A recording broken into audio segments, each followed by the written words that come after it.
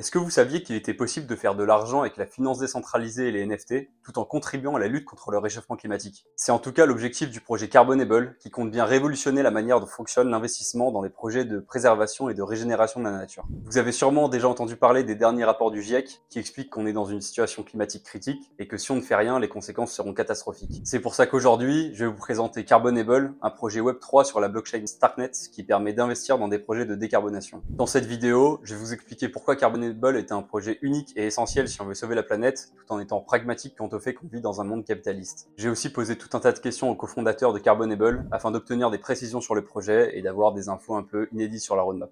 On va parler environnement, DeFi, NFT et je vais même vous introduire le futur token du projet. À la fin de la vidéo, vous regretterez certainement de ne pas avoir entendu parler de Carbonable plus tôt. Pour pouvoir bien comprendre la valeur ajoutée et la puissance du projet Carbonable, je vais d'abord vous faire un point sur le contexte écologique dans lequel on se trouve aujourd'hui. Et ensuite, on verra quelles sont les problématiques actuelles du marché que veut conquérir Carbonable.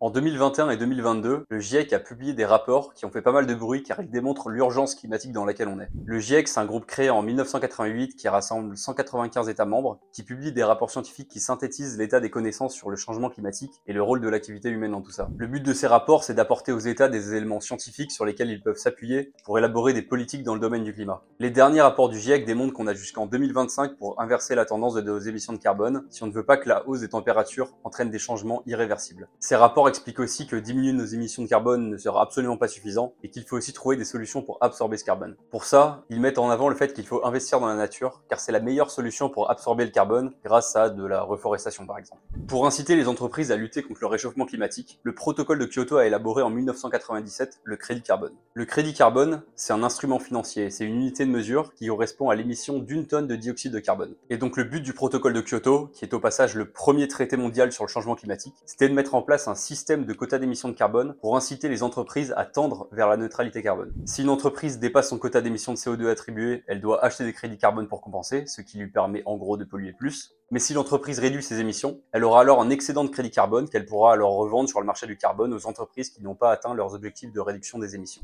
Historiquement, c'était donc aux entreprises de jouer le jeu et de s'impliquer dedans, mais aujourd'hui, la régulation est en train de s'accentuer de plus en plus. L'année prochaine, toutes les entreprises de plus de 500 employés auront l'obligation de faire un bilan carbone, et d'ici 2024, les entreprises de plus de 250 salariés seront obligées d'avoir un plan d'action pour réduire leurs émissions et tendre vers la neutralité carbone. Les choses commencent donc vraiment à bouger et à s'accélérer à ce niveau-là. Et à cause de tous les éléments dont je viens de parler, le cabinet de conseil McKinsey et le groupe financier Bloomberg estiment que la demande pour les crédits carbone pourrait être multipliée par 100 d'ici 2050. On est donc sur un marché qui a fait x2 il y a 2 ans, x3 l'année dernière, et qui d'après les spécialistes va continuer d'exploser dans les prochaines années. Il y a donc une demande très forte de la part des entreprises pour tendre vers la neutralité carbone, et cette demande est en constante augmentation. Mais pourtant, il y a tout un tas de problématiques qui font que les projets qui permettent d'émettre ces crédits carbone sont en manque cruciaux de financement. D'après une étude parue en 2018 que Carbonable met en avant, on comprend que la nature pourrait représenter au minimum 23% de la solution pour lutter contre le réchauffement climatique jusqu'en 2030, mais qu'aujourd'hui, la décarbonation basée sur la nature ne reçoit que 3% des financements. Les projets de décarbonation sont des projets de régénération de la nature du type reforestation, régénération de la mangrove, etc. Donc on voit bien qu'il y a un déséquilibre énorme entre ce que la nature pourrait représenter comme solution et ce qu'elle reçoit réellement comme financement. En plus de ça, ce financement n'est accessible qu'aux grandes entreprises et il est discrédité car on n'a aucune visibilité sur les projets, tout ça manque énormément de transparence. Il y a donc deux principaux problèmes sur ce marché, celui du financement et celui de la traçabilité/transparence. Le problème du financement repose sur le fait que les projets de décarbonation sont très compliqués à mettre en place. En effet, ces projets nécessitent des équipes entières qui sont dédiées à la recherche, à l'étude de terrain et à la réalisation de ces projets de décarbonation. Le processus de financement est long et la certification des projets est assez laborieuse. Ça coûte donc énormément d'argent, c'est pour ça que ce type d'investissement n'est réservé qu'aux très grosses entreprises comme des Total ou Adidas. En plus de ça, il y a beaucoup d'intermédiaires dans tout le process qui viennent capter une grande partie des capitaux investis,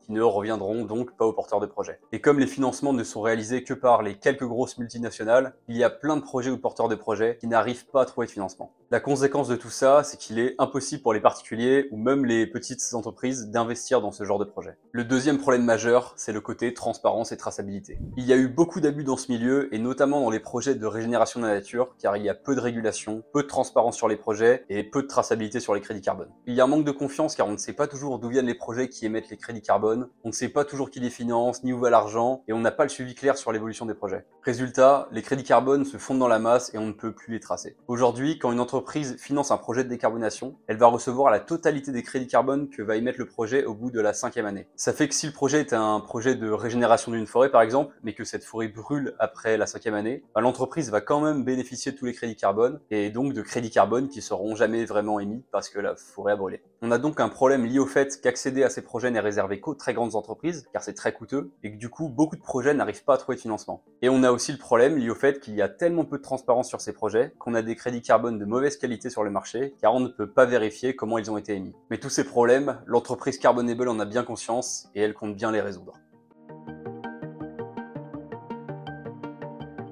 Les deux cofondateurs de Carbonable, Ramzi Layeb et Guillaume Letty, sont partis du constat que l'enjeu climatique était l'enjeu du siècle. Ils ont aussi remarqué que la blockchain était un outil très puissant, et à partir de ça, ils se sont demandé comment fusionner les deux pour trouver une solution à cet enjeu. Ils ont donc parlé à des experts de la blockchain, des experts du climat, du marché du carbone, à des gens sur le terrain, afin de comprendre au mieux tous les rouages de ces métiers. Et c'est grâce à ça qu'ils en sont arrivés à la solution qui est le projet Carbonable. Alors le critère de sélection principal de la blockchain sur laquelle le projet se développerait, c'était d'avoir une blockchain en accord avec les valeurs et la mission du projet qui est de contribuer à la neutralité carbone. Donc forcément, pas une blockchain en proof of work. Ils ont en fait dans un premier temps commencé sur l'écosystème Cosmos, car son algorithme en proof of stake était très éco-friendly, et ils ont choisi Juno car cette blockchain supportait les smart contracts. Mais à l'époque, ils n'avaient pas pu aller sur Ethereum car la blockchain était encore en proof of work. Par contre, ils prévoyaient déjà de potentiellement passer sur Ethereum car il y a beaucoup plus d'utilisateurs potentiels dessus. C'est pour ça qu'après le passage d'Ethereum en proof of stake, ils ont choisi le layer 2 Starknet, qui est en fait éco-friendly, qui permet de faire des transactions rapides et peu coûteuses, et qui permet de bénéficier de la sécurité d'Ethereum.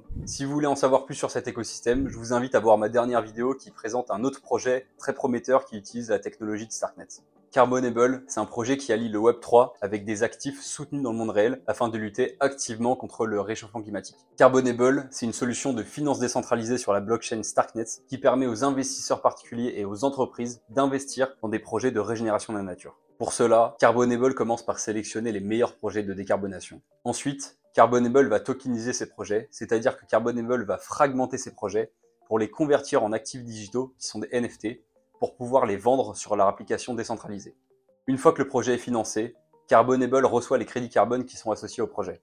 Et comme Carbonable identifie les meilleurs projets, les crédits carbone émis sont de très bonne qualité et ont donc la plus grande valeur possible sur le marché. En stackant leur NFT, les détenteurs de NFT reçoivent un rendement régulier en stablecoin. Donc on a un NFT soutenu par un actif du monde réel qui permet d'obtenir un vrai rendement et non pas un yield sur une crypto destinée à dump. En plus de ça, on peut suivre l'évolution de la parcelle de terrain représentée par notre NFT grâce à une technologie qui nous fournit l'accès à des rapports personnalisés. Sympa leur vidéo de présentation, hein. Maintenant, on va rentrer un peu plus dans le détail de toutes les étapes du process pour mieux comprendre la valeur ajoutée unique de la solution qu'apporte Carbonable. Et bien sûr, on va aussi voir en même temps comment Carbonable résout les problématiques actuelles du marché du carbone dont j'ai parlé plus tôt dans la vidéo. Dans un premier temps, Carbonable va sélectionner des projets auprès de porteurs de projets. Les porteurs de projets, ça peut être des individus, des entités, des ONG. Ce sont les personnes qui vont mener à bien les projets de régénération ou de protection de la nature. Carbonable choisit avec précaution ces projets car l'entreprise n'investit qu'avec ceux qu'elle considère comme premium. Et un projet premium pour Carbonable, c'est un projet qui est réalisé par des acteurs de qualité, qui est très intéressant d'un point de vue absorption de carbone, qui soutient différents objectifs de développement durable, qui a un impact très positif sur les communautés locales. Ensuite, pour financer le projet, Carbonable va fragmenter le projet en plusieurs parties, c'est ce qu'on appelle la tokenisation. Imaginons par exemple qu'un projet a besoin d'1 million pour être financé, Carbonable va pouvoir le diviser en 10 000 parts, donc en 10 000 tokens. Chaque token est alors un NFT d'une valeur de 100 $, ce qui permet à tout le monde et à n'importe quelle petite ou moyenne entreprise d'investir. En faisant cela, Carbonable résout déjà le premier problème, celui de l'accessibilité à ce type d'investissement, qui aujourd'hui est réservé uniquement aux très grosses entreprises. Chaque NFT Carbonable est lié à une parcelle de terrain du projet, et on peut littéralement géolocaliser la parcelle de terrain représentée par notre NFT. Ce NFT constitue en fait une preuve de participation au projet de décarbonation. Et il permet donc d'acquérir une capacité d'absorption de CO2 qui est associée à une valeur en crédit carbone. Lorsque 100% des NFT d'une collection associée à un projet sont vendus, ça signifie que Carbonable va pouvoir transférer les fonds aux porteurs de projet afin de financer son projet. Et une fois que le projet est financé, Carbonable va pouvoir acheter l'intégralité des crédits carbone qui seront disponibles sur toute la durée de vie du projet. Carbonable va ensuite faire certifier le projet auprès d'organismes internationaux comme Wild Fence, Verra ou Gold Standard. Ces certificateurs jouent en quelque sorte le rôle d'assurance de ces projets, et ce sont eux qui vont venir certifier la quantité de carbone absorbée par la création ou la protection de ces puits de carbone. Une fois que Carbonable commence à recevoir les crédits carbone associés au projet, Carbonable va pouvoir progressivement les vendre sur le marché du crédit carbone. Et pour garantir le meilleur rendement possible à ses investisseurs, Carbonable a de très bons arguments. Carbonable ne travaille qu'avec des projets de qualité, qui sont certifiés et réalisés par les meilleurs acteurs du marché afin d'obtenir des crédits carbone premium. De plus, Carbonable ne finance que des projets en cours de certification, ce qui permet en fait d'obtenir des crédits carbone à des prix inférieurs à ceux du marché. Et lorsque Carbonable finance un projet, ils achètent l'intégralité des crédits carbone qui seront émis sur toute la durée de vie du projet à un prix gelé, à un prix fixe. Ça veut dire que Carbonable va pouvoir vendre des crédits carbone premium au meilleur prix chaque année, tout en les ayant achetés à un prix fixe et en dessous du marché. Donc on peut voir sur le graphique le prix fixe du crédit carbone si on investissait dans un NFT Carbonable, contre le prix estimé des crédits carbone si on devait en acheter chaque année. Car comme j'expliquais, les meilleurs experts, les institutions, les gouvernements sont tous d'accord pour dire que le marché du carbone basé sur des projets de régénération de la nature va continuer d'exploser. On peut s'attendre à du x50, x100, x200 dans les prochaines années. Ça signifie que les bénéfices des ventes des crédits carbone ne feront qu'augmenter d'année en année. Et donc forcément, le rendement sous-jacent qui sera distribué aux investisseurs a de grandes chances d'être décuplé au cours des années. Selon vraiment les pires projections, il serait déjà de 12% sur la première année, mais avec l'incroyable essor du marché de carbone, ce rendement pourrait très rapidement atteindre les 100%. Donc comme vous le voyez, ici on est très loin de tout le bullshit qu'il peut y avoir autour des NFT. On a quand même des NFT qui à la fois contribuent à la lutte contre le réchauffement climatique et à la fois qui nous apportent un rendement hyper intéressant qui en plus a de très grandes chances de s'apprécier chaque année. Quand on investit dans un projet Carbonable, on a en réalité deux possibilités. On peut soit obtenir un rendement grâce au farming de notre NFT comme expliqué juste avant, mais on peut également être un peu plus philanthrope, se dire qu'on ne fait pas ça pour le rendement, qu'on veut compenser ses propres émissions de la vie quotidienne. Et donc pour ça, au lieu de toucher les bénéfices de la vente des crédits carbone générés par notre NFT, on va en fait choisir de les brûler, donc de les détruire. Et c'est ça qui va nous permettre d'autocompenser nos émissions de carbone. Mais bon, on reste quand même dans l'investissement, donc on va pas se mentir, si on investit dedans, c'est aussi pour obtenir un rendement. Et c'est pas n'importe quel rendement, c'est quand même important d'insister sur le fait que le rendement généré par notre NFT provient exclusivement de la vente de crédits carbone qu'il génère. C'est donc un rendement entièrement adossé à des actifs du monde réel. En plus de ça, comme vous pouvez le constater sur l'image, le farming du NFT nous apportera, en plus du rendement en stablecoin, un rendement en token Carbs, qui est le token du projet, mais on reparlera de ça un peu plus tard. Pour suivre l'avancement de chaque projet, Carbonable a des partenariats avec ce qu'on appelle des vérificateurs. Ce sont des organismes indépendants qui vont suivre le projet du premier jusqu'au dernier jour. Le certificateur des deux premiers projets de Carbonable, c'est WildSense. Et WildSense, ils ont un partenariat avec l'Agence spatiale européenne, ce qui leur permet en fait de donner accès à Carbonable à de l'imagerie satellite et à du machine learning. Grâce à tout ça, Carbonable va être en mesure de suivre l'évolution des projets en temps réel et de fournir à ses investisseurs des rapports d'impact automatisés et personnalisés. On a eu récemment le dernier rapport trimestriel du premier projet au Costa Rica. Et dedans, on va voir un récapitulatif de toutes les espèces d'arbres plantés, et on peut voir qu'il y en a vraiment beaucoup. On va aussi avoir une image satellite de la zone en train d'être forestée, mais aussi des photos des participants au projet, etc.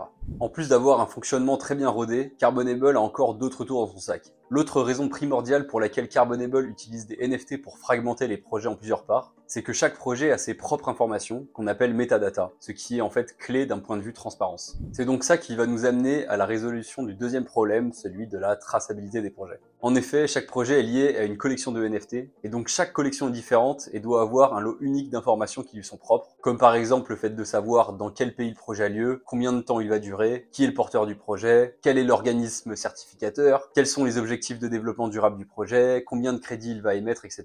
Et grâce à la blockchain, toutes ces informations sont visibles par n'importe qui. Carbonable apporte donc de multiples solutions, que ce soit pour les entreprises ou les particuliers. Pour les investisseurs particuliers, Carbonable permet de pouvoir investir sur un marché en train d'exploser qui ne leur est pas accessible aujourd'hui, de diversifier leur portefeuille avec un actif soutenu dans la vie réelle et décorrélé du marché crypto, et d'avoir un impact hyper positif sur la planète. Tandis que pour les entreprises, Carbonable permet de se diversifier également tout comme les particuliers, mais ici plus dans le sens où au lieu d'investir dans un seul projet dans sa totalité, les entreprises vont pouvoir investir dans plein de projets différents avec le montant qu'elles veulent. D'accéder à un type d'investissement réservé aujourd'hui aux très grosses multinationales, de réaliser des grosses économies de coûts car au lieu d'acheter des crédits carbone chaque année dont le prix ne fait qu'augmenter, les entreprises vont pouvoir financer un projet qui va générer des crédits carbone à un prix fixe pour les décennies à venir, mais aussi de pouvoir contribuer à la neutralité carbone, d'avoir la responsabilité environnementale de leur structure, de bénéficier d'un pilotage des actifs facilité car les entreprises peuvent savoir combien de crédits carbone elles vont toucher chaque année, quelle est leur provenance, par quels acteurs ils sont certifiés, etc. D'avoir une comptabilité simplifiée, automatisée, transparente grâce au smart contract, de faire de la communication et du marketing sans pouvoir être accusé de greenwashing car on peut tout vérifier sur la blockchain, et d'avoir un suivi du projet grâce aux rapports d'impact personnalisés et automatisés. Grâce Grâce aux technologies de la blockchain et à son expertise métier, Carbonable a donc une énorme valeur ajoutée à chaque étape du process de projet. La tokenisation des projets va pouvoir permettre à n'importe qui d'accéder à ce type d'investissement, et la blockchain va permettre de résoudre les problèmes de transparence et de traçabilité. En vrai, j'ai dû faire pas mal de recherches pour bien comprendre comment tout le projet était articulé, car c'est un projet très complet, et donc pour mener à bien un projet aussi ambitieux et prometteur, il faut forcément une équipe expérimentée qui sait ce qu'elle fait.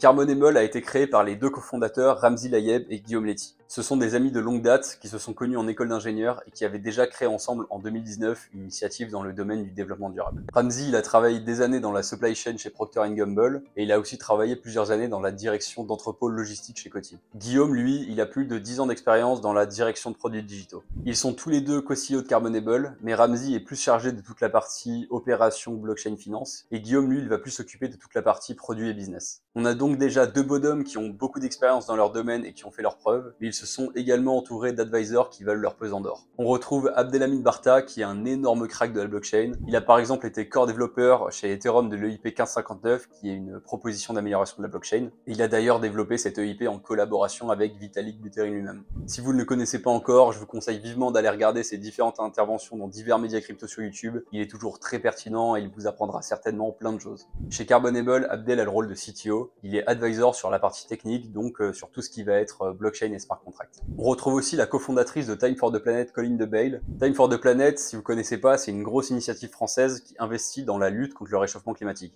Elle avait rejoint de base le projet Carbonable en tant qu'investisseur, mais maintenant elle est aussi advisor. Elle a en gros le rôle de responsable carbone et responsable du contenu. Le fait qu'elle s'implique autant dans le projet, sachant d'où elle vient, ça montre à quel point Carbonable est un projet impactant. Il y a également d'autres advisors sur le projet qu'on peut retrouver sur le Light Paper. En tout, ils sont environ 15 à travailler sur le projet Carbonable. Donc au niveau du reste de l'équipe, on retrouve aussi 5 devs, un tech lead, 2 développeurs de smart contract et 2 développeurs full stack. Mais on a aussi un UX UI designer et une personne responsable du marketing et de la communication. Et l'équipe, en plus de ça, va continuer de s'étendre en 2023. Il y a donc vraiment chez Carbonable des personnes qui viennent de différents horizons et qui ont des expertises dans tous les secteurs nécessaires. Et une bonne partie de cette équipe est d'ailleurs en train de travailler activement sur la refonte de la DApp et des futures fonctionnalités de Carbonable.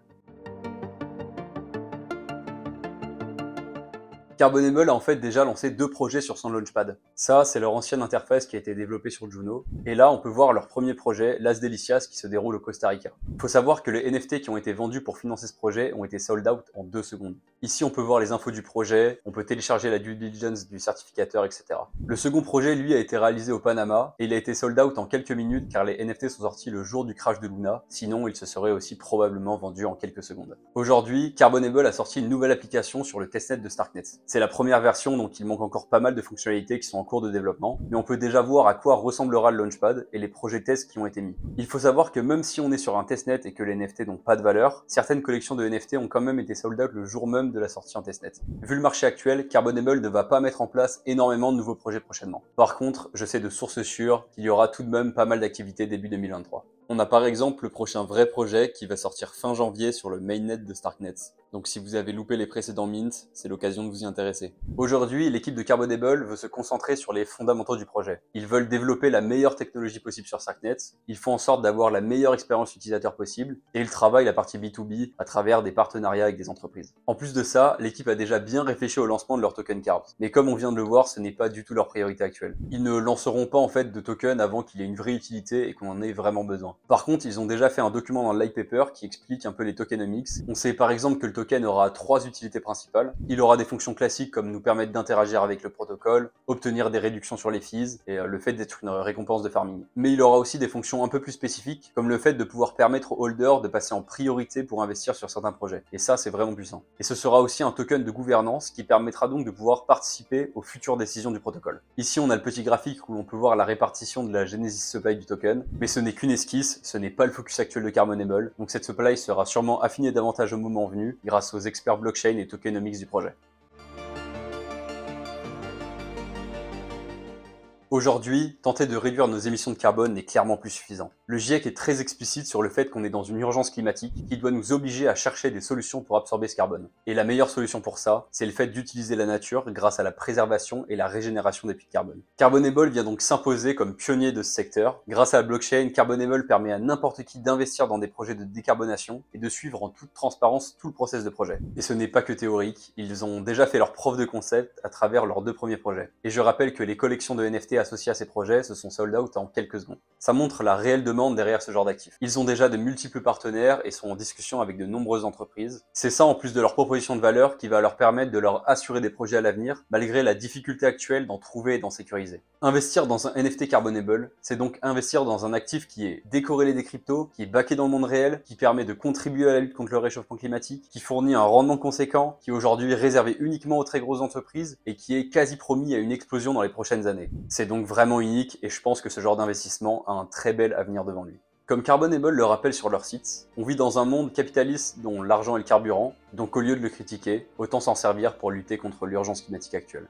Si le projet a attiré votre attention, je vous conseille de consulter leur light paper pour avoir toutes les infos du projet, d'aller sur leur Medium pour lire leurs articles, et de rejoindre leur Discord pour être au courant des nouveautés et pour interagir avec la communauté. Et si la vidéo vous a plu, n'hésitez pas à vous abonner, liker la vidéo, la partager à vos potes, etc. Vous connaissez la musique. C'était Victor, merci d'avoir regardé la vidéo, à la prochaine.